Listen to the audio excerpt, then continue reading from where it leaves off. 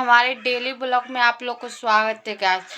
तो सोना मोना चैनल है जो आज फाइनली माफ़ी मांग लिए सारे यूट्यूबर से, खास करके गोरखपुरिया भौजी से माफ़ी मांगे हैं। वो भी कैसे मांगे माफ़ी, रो रो कर कि भाभी मेरे से जो भी गलती है मुझे माफ़ कर दो।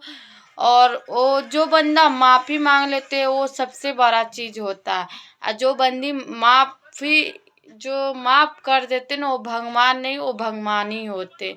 तो गैस आप लोग से उम्मीद है, जो भी गंदा वीडियो बनाते हो उससे उम्मीद है कि आप गंदा वीडियो मत बनाना।